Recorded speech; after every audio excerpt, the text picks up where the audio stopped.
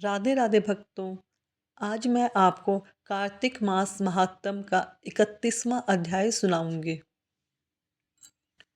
कार्तिक मास महात्म का यह 31वां अध्याय बतलाया भगवान ने प्रभु स्मरण का सरल उपाय। भगवान श्री कृष्ण ने कहा, पूर्व काल में उज्जैन में धनेश्वर नामक एक ब्राह्मण रहता था। वह रस, चमड़ा और कंबल आदि का व्यापार करता था।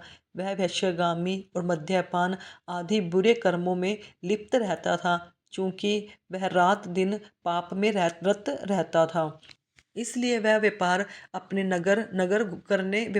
करने के लिए नगर नगर घूमता था। एक दिन वह क्रय विक्रय के कार्य से घूमता हुआ महिष्मतीपुरी में जा पहुंचा। वहां राजा महिष ने बसाई थी। वहां पापनाशनी नर्मदा सदैव शोभा पाती है।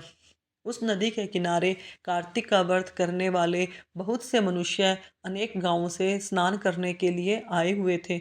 धनेश्वर ने उन सबको देखा और अपना सामान बेचता हुआ वह भी एक मास तक वहीं रुका। वह अपने माल को बेचता हुआ नर्मदा नदी के तट पर घूमता हुआ स्नान, जप और देवार्चन में लगे हुए ब्राह्मणों को देखता और वैष्णव के मुख से भगवान विष्णु के नामों का कीर्तन सुनता था। वह वहाँ रहकर उनको स्पर्श करता, उनके बातचीत करता। वह कार्तिक के व्रत की उद्यापन विधि तथा जागरण भी देखता रहा। उसने पूर्णिमा के व्रत को व्रत पूर्णिमा के दिन जो भी देखा कि व्रती ब्राह्मणों तथा गुम्मों को भोजन करा रहे हैं, उनको दक्षिणा आदि भी दे रहे हैं, उसने नित्य प्रति भगवान शंकर की प्रसन्नता के लिए होती दीपमाला भी देखी। त्रिपुर नामक राक्षस के तीनों पुरों को भगवान शिव ने इसी तिथि को जलाया था। इसलिए शिव जी के भक्त इस तिथि को दीप उत्सव मानते हैं। जो मनुष्य मुझ में और शिव जी में भेद करते हैं, उनकी समस्त क्रियाएं निष्फल हो जाती हैं। इस प्रकार नर्मदा तट पर रहते हुए जब उसको एक माह व्यतीत हो गया, तो एक दिन अचानक उसे किसी काले सांप ने डस लिया। इसमें विहल होकर वह भूमि पर गिर पड़ा। उसकी यह दशा देखकर वहां के दयालु भक्तों ने उसे चारों ओर से घेर लिया और उसके मुंह पर तुलसी दल मिश्रित जल भी छींट दिया। जब उसके प्राण निकल गए, तो यमदूतों ने आकर उसे बांध लिया और कोड़े बरसाते हुए यमपुरी ले गए।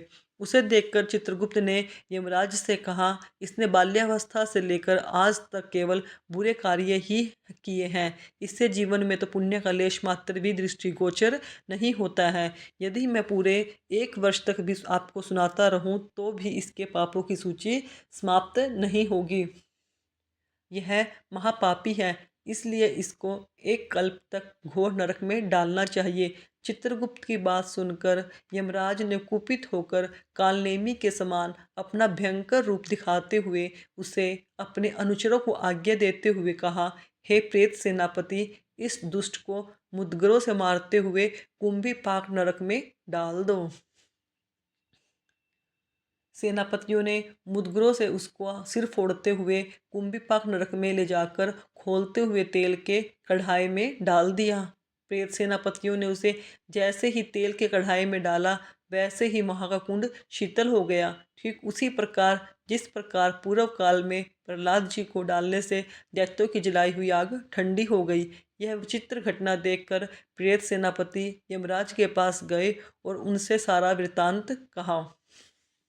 सारी बात सुनकर यमराज भी आश्चर्यचकित हो गए। इस विषय में पूछताछ करने लगे। उसी समय नारद जी वहां आए और यमराज से कहने लगे, हे सूर्यनंदन, यह ब्राह्मण नरकों का उपभोग करने के योग्य नहीं है।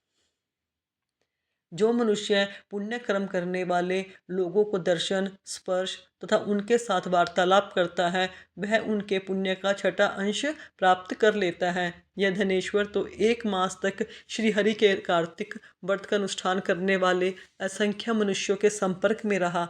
अंततः यह उन सबके पुण्यांश का भागी हुआ। इसको अनिच्छा से पुण्य प्राप्त हुआ है, इसलिए यह यक्ष की योनि में रहे और पाप भोग